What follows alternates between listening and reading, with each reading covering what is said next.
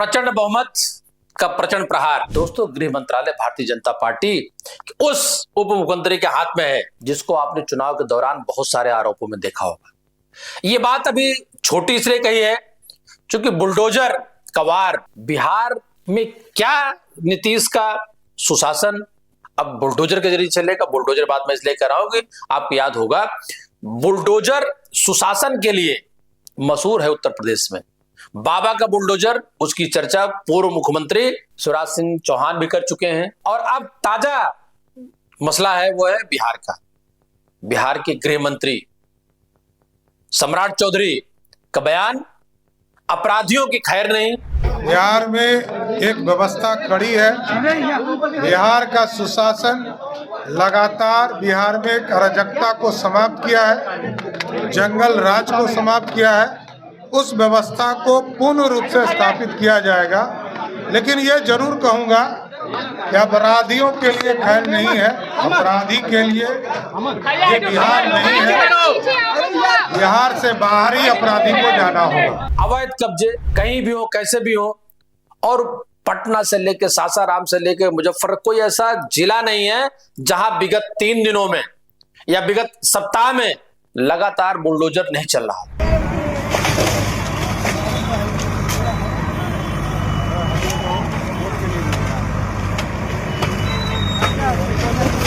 आज बात उस आवाज की जो इन दिनों बिहार की फिजाओं में तैर रही है।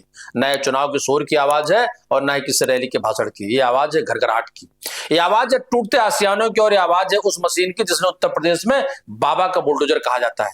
मगर जनाब, अब नक्शा बदल गया है, लोकेशन बदल गई। जो बुलडोजर कल तक लखनऊ और गोरखपुर गाज से लेकर गाजियाबाद तक गरजता था, अब उसकी स्टेयरिंग पटना की तरफ घूम गई। बिहार में बाहर है, नीतीश कुमार है। ये नारा तो आपने खूब सुना हो, पर ये पुराना हो गया। अब बिहार में सम्राट है और सम्राट का बुलडोजर, सम्राट का शासन। मगर नवंबर 2025 के महीने में जो नई इबारत लिखी जा रही है वो थोड़ी बदल गई है। अब कहा जा रहा है कि बिहार में बाहर है लेकिन बुलडोजर का प्रहार भी है। नई नवेली एनडीए की सरकार बनी है और सरकार बनते ही एक्शन का गियर बदल गया। और गियर किसके हाथ में है? सम्राट चौधरी। सवाल यह है कि क्या बिहार अब उत्तर प्रदेश बनने की राह पर है? सुशासन के मामले में कहीं कंपटीशन तो नहीं है, तो नीतीश कुमार के हाथ में अब डंडा और पुलिस दोनों नहीं है। योगी आदित्यनाथ का बुलडोजर मॉडल की एंट्री बिहार के साथ क्या पूरे देश में होने वाली है? सबसे बड़ा सवाल यह है, इस बुलडोजर के पहिए के नीचे कौन आ रहा, माफिया या फिर वो गरीब जिसकी रोजी रोटी सड़क किनारे लगे एक गुमटी में सिमटी हुई है? आज इसी मुद्दे का ऑपरेशन करेंगे, समझेंगे आखिर पटना से लेकर मोतिहारी तक और दानापुर से लेकर मुजफ्फरनगर तक अब अचानक प्रशासन की नींद कैसे टूट गई।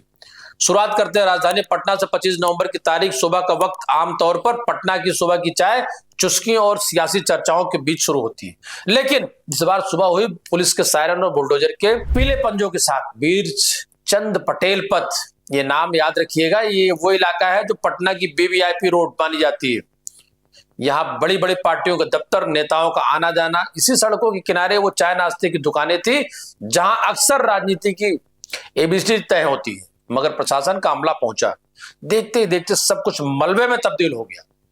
सिर्फ वीरचंद पटेल पथ ही नहीं, दरोगा रायपथ हो, फिर आर ब्लॉक का चौराहा हो, नजारा हर जगह एक जैसा। ठेले, गुमटियां, बांस बल्ले और छोटी छोटी उम्मीदें जिनसे किसी का घर चलता था, सब कुछ समेट दिया गया। प्रशासन का तर्क अपनी जगह एकदम सही है। उनका कहना है कि अतिक्रमण था, इससे रास्ते में जाम लगता था, शहर की सूरत बिगड़ती थी। स्मार्ट सिटी की कैनवस पर अतिक्रमण के दाग अच्छे नहीं लगते। लेकिन तस्वीर का दूसरा पहलू भी है। कंकड़ बाग में 12 शेड गिराए गए, खेतान मार्केट और कदम कुआं जैसे इलाकों में भी डंडा चला। करीब 37,400 रुपए का जुर्माना वसूला गया। अब ये आप सोचेंगे कि सरकार तो अपना काम कर रही है, इसमें बुरा क्या है?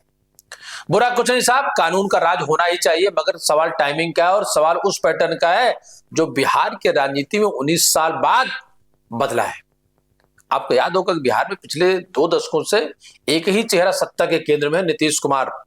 सरकारें बदलती रहीं, कभी लालटेन के साथ तो कभी कमल के फूल के साथ, मगर नीतीश कुमार अपनी कुर्सी पर फेविकोल लगाकर बैठे हैं। लेकिन इस बार एक बड़ा बदलाव हुआ। पिछले 19-20 सालों में पहली बार है कि गृह विभाग, वैसे 20 साल से पहले भी अगर हम चर्चा कर लें तो देश की आजादी के बाद बिहार में मुख्यमंत्री हमेशा, एक आध बार अपवाद हो सकता है, मुख्यमंत्री गृह मंत्रालय हमेशा अपने पास रखते हैं, क्योंकि वो डंडा और पुलिस कि और कानून व्यवस्था की चाबी हमेशा मुख्यमंत्री के पास रही। अब भारतीय जनता पार्टी के हाथ में है और ये चाबी नहीं है। आप अगर इसको देखें कि जिसके पास वो चाबी हो, बिहार के डिप्टी सीएम और नए नवेले गृह मंत्री सम्राट चौधरी तो वो नेता जो अपने सिर पर मुरेठा बांधते हैं, जिनके त्योर बताते हैं कि फ्रंट फुट पर खेलने आए हैं। गृह मंत्रालय संभालते उन्होंने साफ कर दिया कि अब बिहार में भी यूपी वाला मॉडल चलेगा। माफियाओं की लिस्ट बन रही है। खबर है कि 400 ऐसे माफिया और अपराधी हैं जिनकी कुंडली तैयार कर ली गई। कहा जा रहा है कि इनके अवैध निर्माण पर बुलडोजर चलेगा। लेकिन वहीं पेच फंसता है विपक्ष और खासतौर पर आरजेडी ये पूछ रही कि जनाब लिस्ट तो माफिया की बनी थी, तो फिर बुलडोजर गरीब की झोपड़ी पर क्यों चल रहा है? लालू यादव के बड़े बेटे और अपनी अलग शैली से मशहूर तेज प्रताप यादव ने तो सोशल मीडिया पर मोर्चा खोल दिया। उन्होंने कहा कि योगी मॉडल नहीं है, गरीबों को उजाड़ने का मॉडल है। यानी पूरे देश में सुशासन के नाम की चर्चा योगी मॉडल की हो रही है और बुलडोजर की हो रही है। जरा मौसम पर गौर कीजिए। नवंबर खत्म हो रहा, दिसंबर दरवाजे पर खड़ा है। बिहार में कड़ाके की ठंड पड़ती है, शीतलहर चलती है। ऐसे वक्त में जब किसी के सिर से छत छिन जाती है, किसी की रोजी रोटी का जरिया टूटता है, तो दर्द होता है। तेज प्रताप यादव इसी दर्द को सियासी हथियार बना रहे हैं। वो अलग बात है कि अब दिल्ली दूर है, मतलब 5 साल से पहले कहीं कुछ बदलने वाला है नहीं। सरकार भी इतनी प्रचंड बहुमत की जिसके बारे में जीतने वाली पार्टियों को भी इतने नंबर ऑफ सीट्स का यकीन नहीं था। तो इन बातों का के लिए अभी बहुत समय है। और अगर बिहार सुधारने की कवायद जिसको मान ले बकौल सम्राट चौधरी, तो बिहार के जंगल राज पर गृह मंत्रालय और भाजपा को जो प्रहार है, ये क्या कुछ नया गुल खिलाएगा?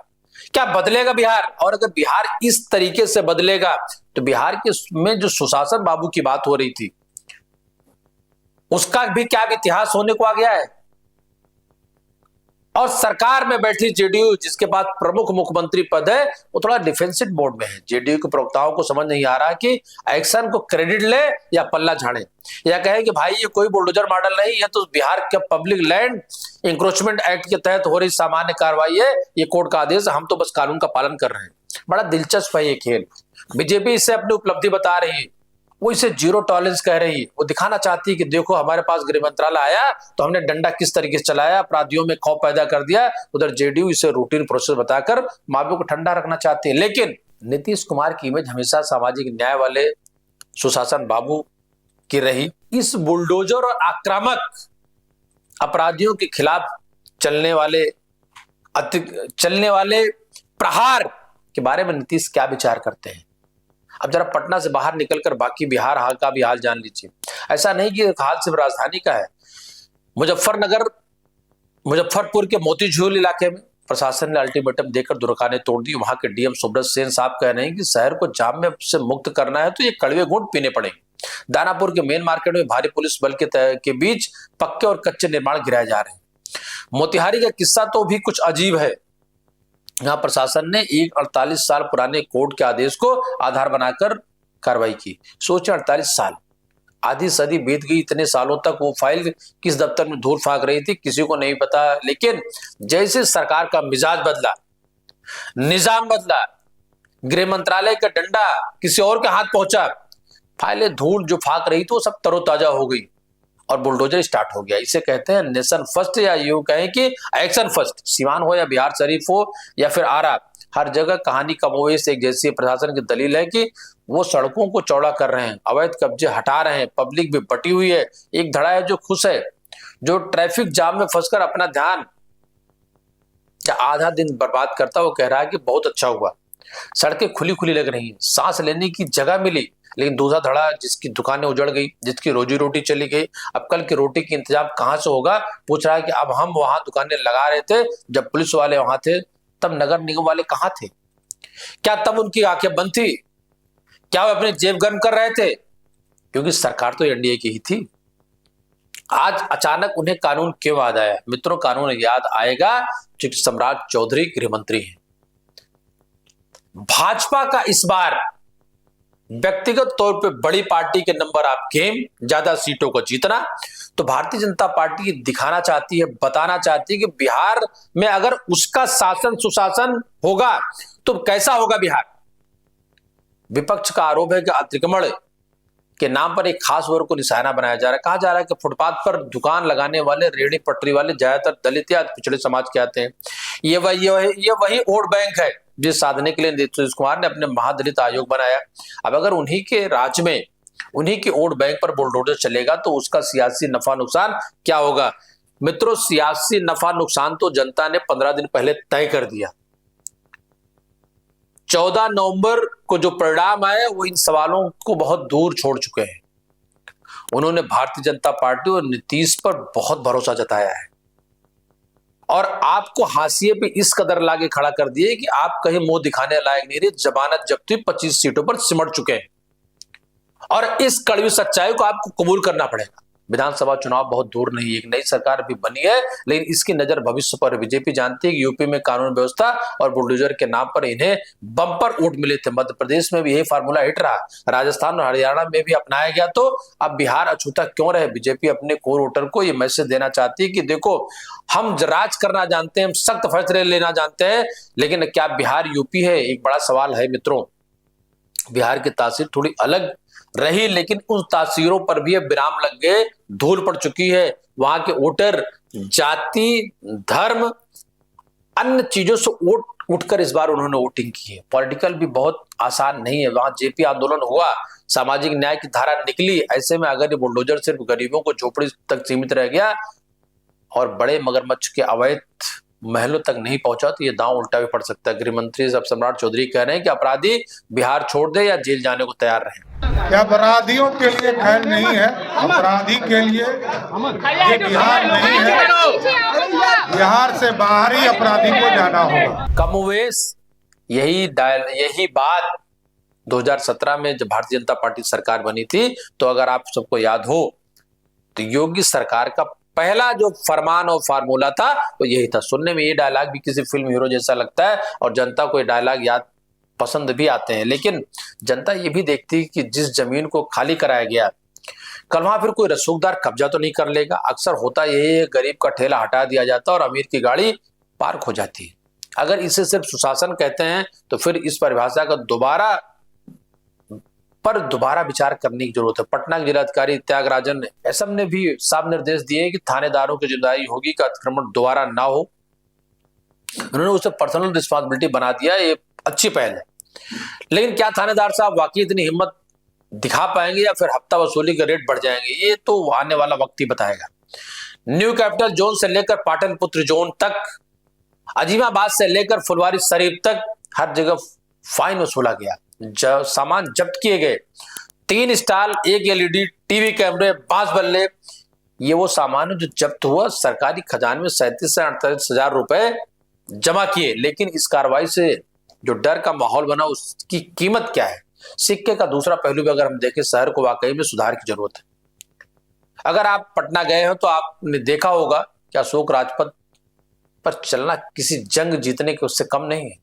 बेली रोड या बोरिंग रोड, गाड़ियां रेंगती हैं, लोग घंटों जाम में फंसे रहते हैं। एम्बुलेंस की स्थितियां मतलब ऐसी हैं कि लोग एम्बुलेंस को भी रास्ता नहीं मिल पाता, नहीं दे पाते। ऐसे में अगर कड़े फैसले लिए जा रहे हैं, शहर का दम घुट जाएगा। विकास की कीमत कहीं ना कहीं तो चुकानी पड़ेगी और शायद ये वही कीमत है जो आज बिहार के फुटपाथ दुकानदार चुका रहे हैं। अभी देखना होगा कि क्या यह अभियान निरंतर चलता रहेगा या सिर्फ नई सरकार का जोश है जो 4 दिन बाद ठंडा हो जाएगा। अक्सर हमने देखा कि अभियान शुरू तो होते हैं जोर शोर से, फोटो खिंचती है, हेडलाइन बनती है और फिर जैसे मीडिया का कैमरा हटता है, ठेले वापस अपनी जगह पर आ जाते हैं। पुलिस और अतिक्रमणकारियों के बीच भी वो एक पुराना समझौता है जो चलता रहता है।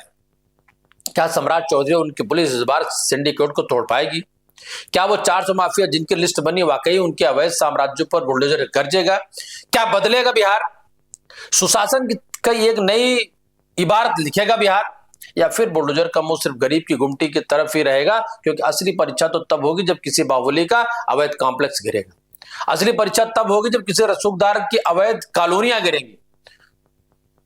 असली परीक्षा तब होगी जब अवैध, क्योंकि बिहार में एक बात हम लोगों ने चुनाव में भी देखी, मैं था चुनाव में वहां काफी दिनों तक, अभी भी माफियागिरी, इनके अवैध धंधे, इनके अवैध कब्जे, मल्टीप्लेक्स मॉल, इनकी कॉलोनियां, इनके ठेके पट्टेदारी, सरकार बदलने से कहीं कुछ बदला नहीं था।